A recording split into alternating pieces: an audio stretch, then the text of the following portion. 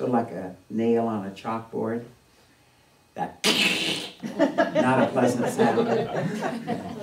But what I get to do is revisit that and see how I can change myself.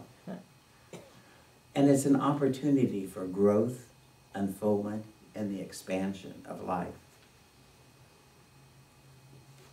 Louise Hay is one of my favorites, and there's something that I always know that of value within her book. In Heal Your Life, she says, observe someone in your life who annoys or bothers you. Describe 3 things about that person that you wish were different, that you dislike and want to change. I think we've all had moments. I just shared some of those with you. We've all had moments that we would like to change someone. Well, in reality, you're all fine just the way you are. Rod sings well. Michael gave a nice meditation. Minda was doing wonderful music.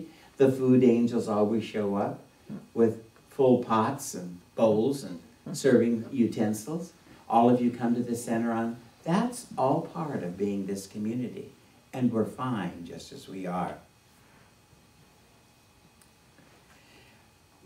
As we improve ourselves and as we do this journey together and as we improve the individual, what I know for all of us is that harmony and balance to any situation gives that Libran goodness in life.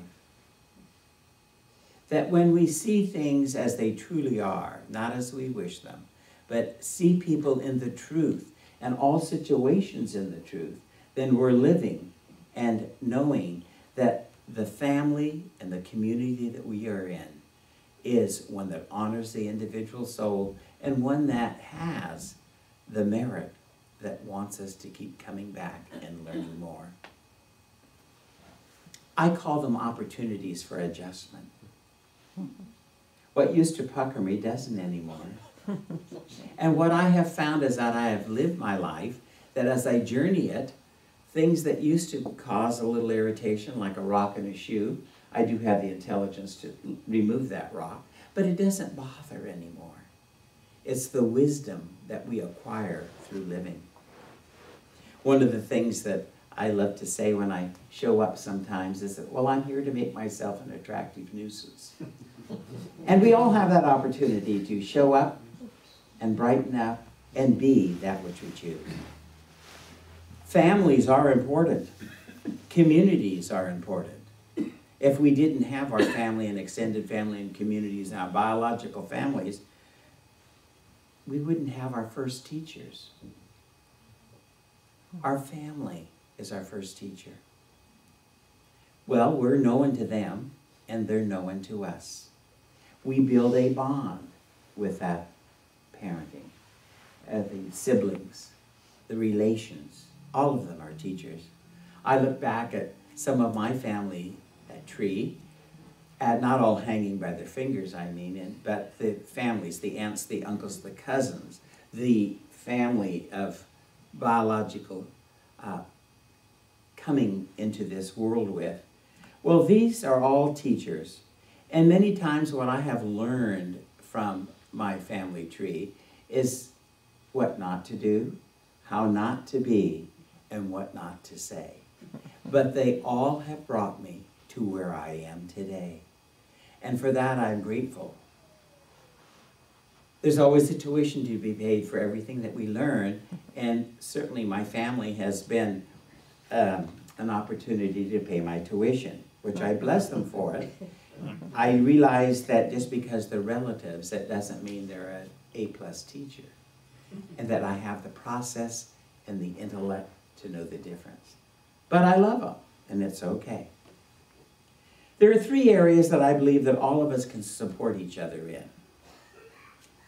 And I have given a little acronym, RCA. For some of you that are wisdom-filled like I am, you'll think that's a television or entertainment appliances or musical equipment. But what I have chosen RCA for me and for this lesson is respect, compassion, and awareness. Respect. As we respect the community, as we respect each other in this community, and know that family members, extended family members, it allows us to validate the authenticity that they are and the authenticity that you see in them.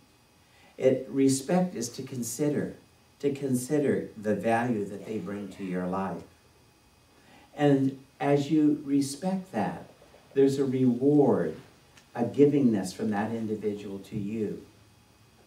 In the respect, I personally feel that respect is earned. Each one of us are placed on the planet. It's our space to express in and be in. But when we have respect for the individual souls that we meet on the path, we have a high regard and we pay attention to what they have to share, to say, and how they collectively come into your life. And for this moment and for this day, I want to say how much I respect and honor each and every one of you and the friendships that we have built of long standing. As I look out today, I see friends here that some over 50 years. There's a long duration and a deep respect that I hold for my friends. Friendship needs to be kept in order. They need to be kept in good repair. And friendship is an essential value in the respect that we hold for one another. The second item I want to talk to is compassion. All of my life, I have known that a compassionate nature is a loving nature and a purposeful ingredient for life.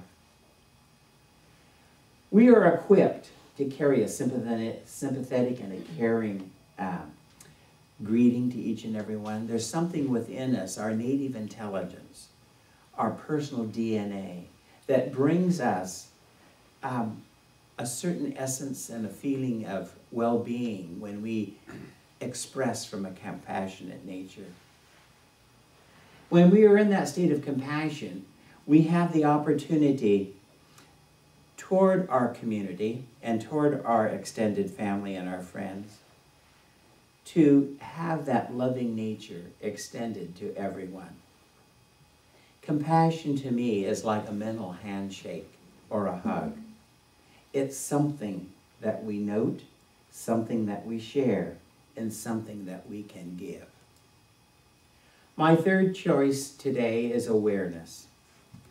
Our founder, the beloved Dr. Ernest Holmes, makes it very clear in the textbook, and this is the quote: "The universe is alive, conscious, awake, and aware. Being aware brings love to your life." And it does. How many times do you wake up on a particular morning? And this morning was one of those. I went to bed early last night and I awakened and I thought, man, I'm aware of a good day coming up. I wonder who will come through the door today. I often think that in this awareness, that it is a little email from Spirit, from God saying, show up, wake up, look up. It's all around you, the good that we have, the good that we are. I know that as we accept the value of being, that when we live consciously conscious, that we're aware not only of our community, each other, but we're aware of all of the ingredients in the big pie of the world. We all think differently. We all express differently. But in the whole arena of life, our awareness to what's going on around us is imperative for a balanced life, to live in the harmony and the joy that we are. I know that when I live in RCA, respect, compassion, and awareness, it gives me the tools to understand.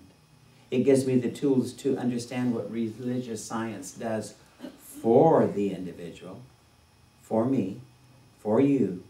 And our awareness is our sentinel to welcome the change and to welcome the knowledge, to create the life that works for everyone. We all have different ingredients and different requirements, true.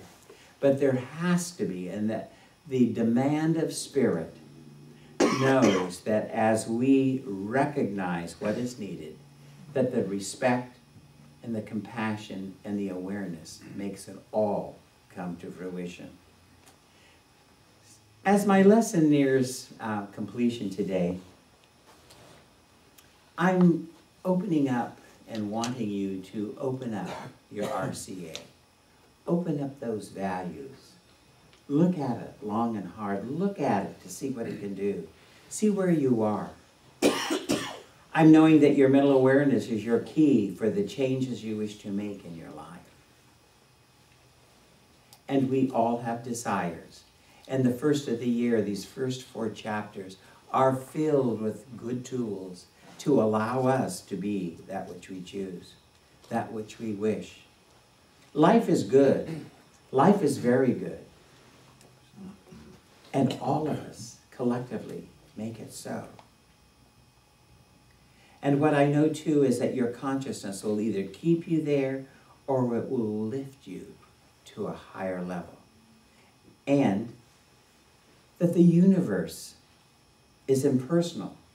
It gives to all alike. There is no favorites. The universe is very impartial.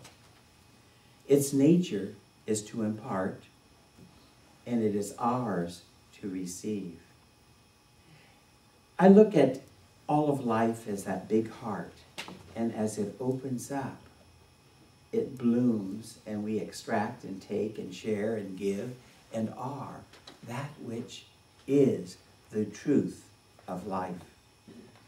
So as you step into the elevator of consciousness this week, why don't you press the button and go to the top floor? My lesson ends.